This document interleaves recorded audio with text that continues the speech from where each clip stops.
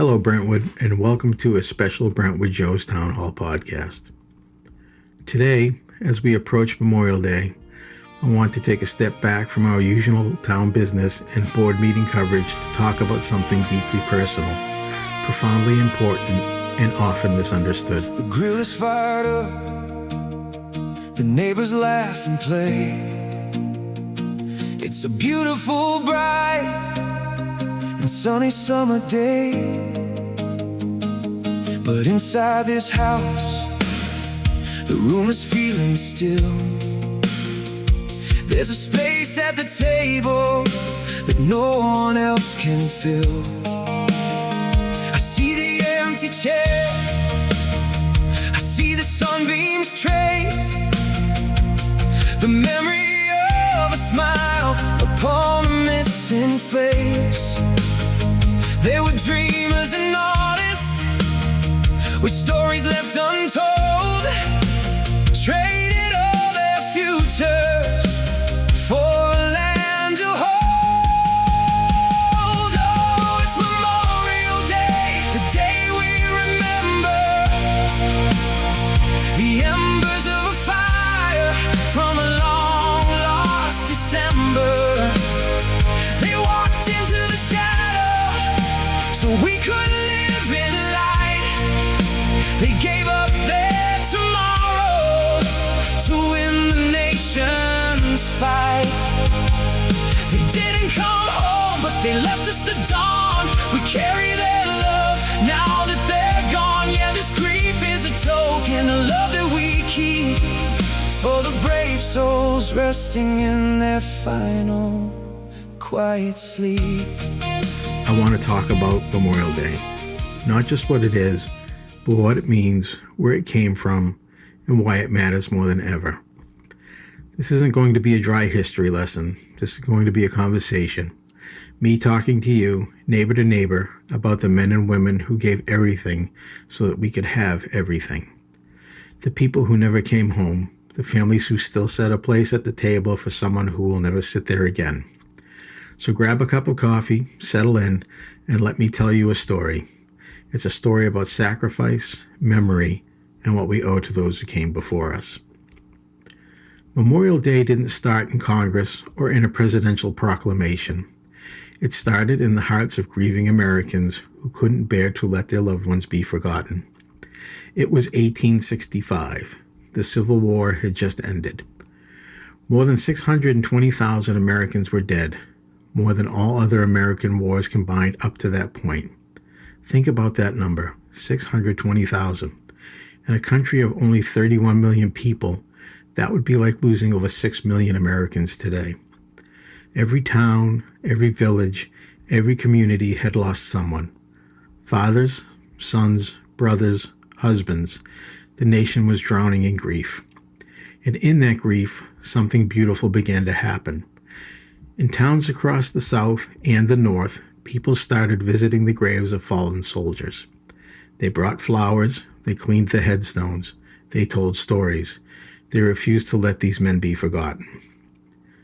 One of the earliest organized commemorations happened in Charleston, South Carolina, on May 1st, 1865. Formerly enslaved people, along with Union soldiers and missionaries, organized a ceremony at a Confederate prison camp where Union soldiers had died.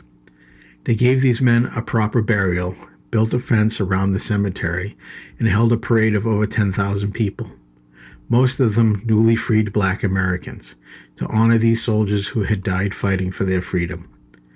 People who had just gained their own freedom took the time to honor those who had died in the struggle to free them. That's the spirit of Memorial Day. In Waterloo, New York, on May 5th, 1866, the entire town shut down to honor fallen soldiers. Businesses closed, flags flew at half-staff, people decorated graves with flowers and wreaths. This became an annual tradition. And in 1966, President Lyndon Johnson officially recognized Waterloo as the birthplace of Memorial Day. But the tradition was spreading everywhere. In Boalsburg, Pennsylvania, women decorated soldiers' graves in October 1864. In Columbus, Mississippi, Women decorated both Union and Confederate graves in April 1866, refusing to let political divisions prevent them from honoring the dead. On May 5, 1868, General John A. Logan, the Commander-in-Chief of the Grand Army of the Republic, a Union veterans organization, issued General Order No. 11. It designated May 30th as a day for strewing with flowers or otherwise decorating the graves of comrades who died in defense of their country. Why May 30th? Because it wasn't the anniversary of any particular battle. Flowers would be in bloom across the entire country. It was a day chosen specifically so that all Americans, North and South, could participate together. That first official Decoration Day, as it was called, was observed at Arlington National Cemetery. General James Garfield, who would later become president, gave a speech to a crowd of about 5,000 people. They decorated the graves of more than 20,000 Union and Confederate soldiers buried there. General Garfield said something that day that still resonates. We do not know one promise these men made, one pledge they gave, one word they spoke. But we do know they summed up and perfected, by one supreme act, the highest virtues of men and citizens. For love of country, they accepted death, and thus resolved all doubts and made immortal their patriotism and their virtue. For decades, this day was known as Decoration Day. It was primarily a day to honor those who died in the Civil War. But as America fought more wars, the Spanish-American War, World War I, World War II, Korea, the meaning expanded. After World War I, Decoration Day evolved to commemorate American military personnel who died in all wars, not just the Civil War. The name gradually changed to Memorial Day, though both names were used interchangeably for many years. Memorial Day wasn't a federal holiday until 1971. For over a century, it was observed on May 30th, regardless of what day of the week that fell on. But in 1968, Congress passed the Uniform Monday Holiday Act, which moved several holidays to Mondays to create 3-day weekends for federal employees. Memorial Day was moved to the last Monday in May, and in 1971, it officially became a federal holiday. Some veterans organizations opposed this change. They felt it shifted the focus from remembrance to recreation, from honoring the dead to enjoying a long weekend. And if we're honest with ourselves, they had a point. How many of us think of Memorial Day primarily as the unofficial start of summer? The day for barbecues and beach trips and mattress sales. How many of us pause, even for a moment, to remember why we have this day off? Memorial Day is not Veterans Day. Veterans Day, celebrated on November 11th, honors all who have served in the military, living and dead. It's a day to thank veterans for their service. Memorial Day is specifically for those who died while serving. It's not a day to thank veterans, though we should do that every day. It's a day to remember and mourn those who never came home. It's the difference between honoring service and mourning sacrifice. When you see a veteran on Memorial Day, don't thank them for their service, though that's always appreciated. Instead, acknowledge the friends they lost, the brothers and sisters in arms who didn't make it home. Because I promise you, every veteran carries those names with them. Over the years, Memorial Day has developed traditions that help us remember. There's the National Moment of Remembrance, established in 2000, which asks all Americans to pause at 3 p.m. local time on Memorial Day for a minute of silence to remember and honor those who have died in service to the nation. There's the tradition of wearing red poppies, inspired by the World War I poem In Flanders Fields by Lieutenant Colonel John McCrae. The poem begins, "In Flanders fields the poppies blow, between the crosses, row on row." The red poppy became a symbol of remembrance for those who died in war. There's the tradition of flying the American flag at half-staff from dawn until noon, then raising it to full staff from noon to sunset. The flag is at half-staff to remember those who gave their lives for our country, then raised to full staff to symbolize our resolve to carry on in their honor. There's the tradition of placing flags and flowers on graves at national cemeteries. At Arlington National Cemetery, soldiers from the 3rd U.S. Infantry Regiment, known as the Old Guard, place small American flags at each of the more than 400,000 graves. It takes them about 3 hours, and they do it with precision and reverence. There's the Rolling Thunder Motorcycle Rally in Washington, D.C., where thousands of motorcyclists ride to raise awareness about prisoners of war and those missing in action. The sound of those motorcycles, that rolling thunder, is a reminder that we will never forget. And there are the ceremonies in small towns across America, towns like Brentwood, where communities gather at monuments and cemeteries to read names, lay wreaths, play taps, and remember. It's easy to talk about numbers: 620,000 in the Civil War, 116,516 in World War I, 405,399 in World War II, 36,574 in Korea, 58,220 in Vietnam, 2,461 in Afghanistan, 4,431 in Iraq. But these aren't just numbers. These are people. They're the 19-year-old kid from a small town in New Hampshire who enlisted right after Pearl Harbor and died on a beach in Normandy. They're the nurse who volunteered to serve in Vietnam and was killed when her hospital was attacked. They're the Marine who did 3 tours in Iraq and was killed by an IED on his 4th. The pilot who flew missions over Afghanistan and never made it home. Every single one of them had a name, a family, dreams, a future that was stolen from them. I think about the families left behind, the parents who got that knock on the door, the spouses who became widows and widowers far too young, the children who grew up without a parent, the siblings who lost their best friend. Gold Star families, that's what we call them, families who have lost a loved one in military service. They carry a burden that most of us can't imagine. Every holiday, every birthday, every milestone is marked by absence. Memorial Day isn't just about the fallen. It's about everyone they left behind. There's a phrase we hear a lot: freedom isn't free. It's become almost a cliche, something we say without really thinking about what it means. But it's true. Freedom has a cost, and that cost is measured in lives. Every right we enjoy, the right to vote, to speak freely, to worship as we choose, to gather peacefully, to live without fear of tyranny, was secured by people who were willing to die for it. When we argue about politics, when we complain about our government, when we exercise our right to protest or criticize or demand better, we're doing exactly what these men and women died to protect. They didn't die so we would all agree. They died so we could disagree freely. That's what makes Memorial Day so important. It reminds us that our freedom, our ability to live as we choose, to pursue our dreams, to raise our families in peace, came at an enormous cost. And it reminds us that we have a responsibility to be worthy of that sacrifice. Here in Brentwood, we have our own connection to this history. We have our own veterans, our own fallen heroes, our own families who have sacrificed. Walk through any cemetery in town and you'll see the markers. These aren't just names on stones. These are our neighbors, our ancestors, the people who built this town and defended this nation. We are all in this together. That's not just a phrase I use, it's the truth. We're connected to each other and to those who came before us. Their sacrifice is part of our story. When we gather on Memorial Day, whether at a monument, at the cemetery, or in our own homes, we're participating in a tradition that goes back over 150 years. We're saying we remember, we honor, we will not forget.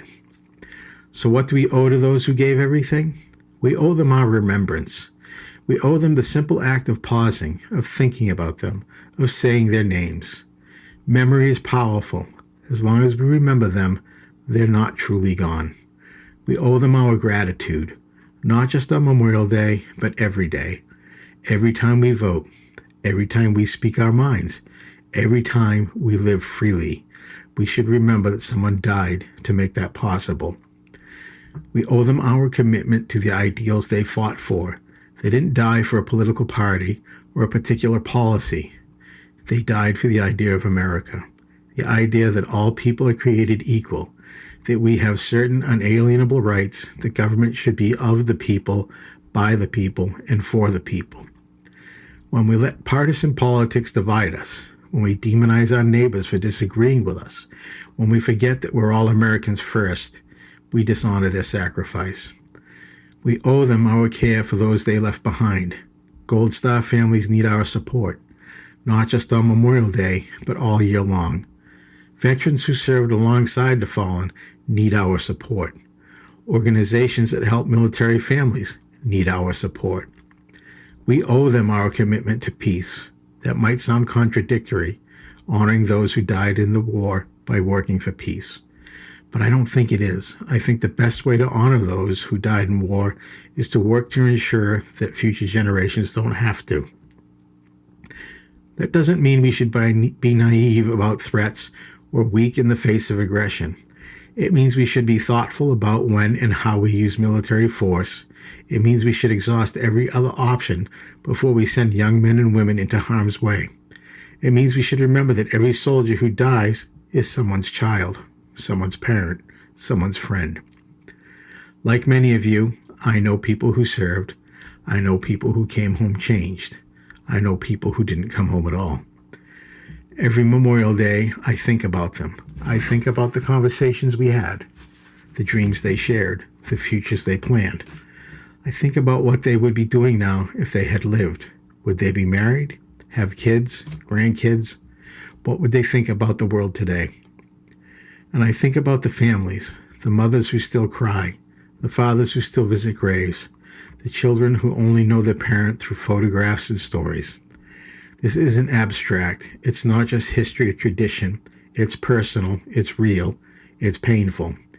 And I think that's how it should be. Memorial Day should hurt a little. It should make us uncomfortable. It should remind us that freedom has a cost, and that cost is borne by real people with real families who feel real pain. If we're not feeling something on Memorial Day, if it's just another day off, just another barbecue, just another sale, then we're missing the point. So how should we observe Memorial Day? What can we do to truly honor those who gave everything? Visit a cemetery, find the graves of veterans, place flags or flowers, read the names, think about their lives.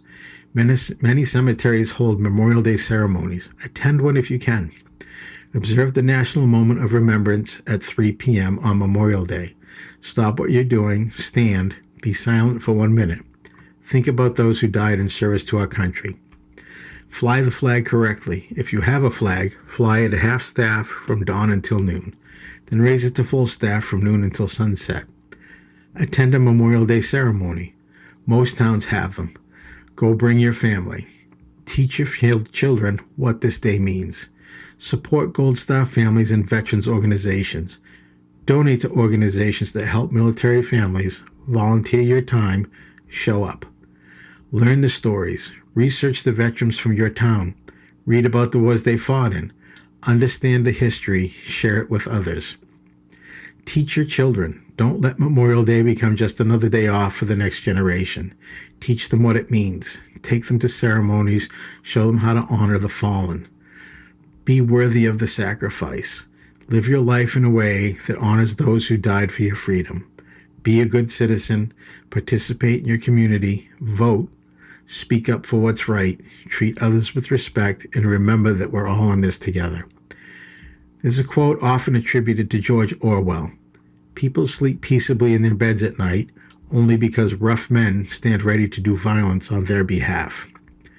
Whether Orwell actually said it or not, the sentiment is true. We live in peace because others are willing to fight. We sleep safely because others stand watch. We enjoy freedom because others are willing to die for it. That's what sacrifice means. It means putting others before yourself. It means being willing to give up everything, your comfort, your safety, your future, your life, so that others can have what you'll never experience. The men and women we honor on Memorial Day made that sacrifice. They gave up their tomorrows so we could have ours. That's not just noble. That's not just heroic. That's sacred. And we have a sacred obligation to remember them. As we approach Memorial Day, I want to challenge all of us, myself included, to do better. Let's not let this day become just another long weekend. Let's not let it become just about sales and barbecues and the start of summer. Let's make it what it was always meant to be, a day of remembrance, a day of gratitude, a day of solemn reflection on the cost of our freedom.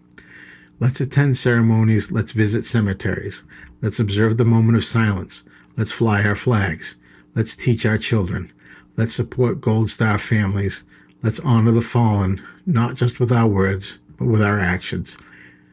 They gave everything. The least we can do is remember. I want to close this with a poem that's often read at Memorial Day ceremonies. It's called In Flanders Fields, written by Lieutenant Colonel John McCrae during World War I. In Flanders fields the poppies blow, between the crosses, row on row, that mark our place, and in the sky the larks still bravely singing, fly scarce heard amid the guns below. We are the dead. Short days ago we lived, felt dawn, saw sunset glow, loved and were loved, and now we lie in Flanders fields. Take up our quarrel with the foe. To you from failing hands we throw the torch. Be yours to hold it high. If ye break faith with us who die, we shall not sleep, though poppies grow in Flanders fields. Take up our quarrel with the foe. To you from failing hands we throw the torch. Be yours to hold it high. That's our responsibility, to take the torch, to hold it high, to carry on the work they started, to preserve the freedom they died for, to build the country they dreamed of. We can't bring them back. We can't undo their sacrifice, but we can honor it. We can remember it. We can live in a way that makes their sacrifice meaningful. This Memorial Day, let's do that. Let's remember. Let's honor. Let's be worthy. To all those who gave everything, we remember you. We honor you. We will never forget you. Thank you for listening to this special episode of Brentwood Joe's Town Hall Podcast. I'm Joe, reminding you that we're all in this together. Please have a meaningful Memorial Day, Brentwood. They were brothers and daughters. They crossed the lonely miles in the deep dark waters. They missed every birthday, the weddings and the grace. Now there's a folded flag standing in their place. It's a debt that we carry, a weight that we bear. In the hush of the afternoon, the ache in the air. They paid for our freedom with the dreams they gave away. So we honor the sacrifice on this Memorial Day. Oh, it's Memorial Day, the day we remember the embers of a fire from a long lost December. They walked into the shadow so we could live in light. They gave up their tomorrow to win the nation's fight. They didn't come home, but they left us the dawn.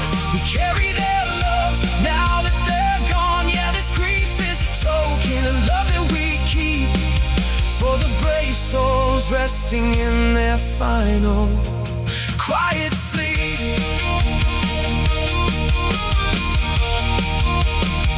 When the world gets loud and the days move fast, we pause to look back at the ghosts of the past. It's not just a holiday, it's a solemn, holy plea to never forget who died to make us free.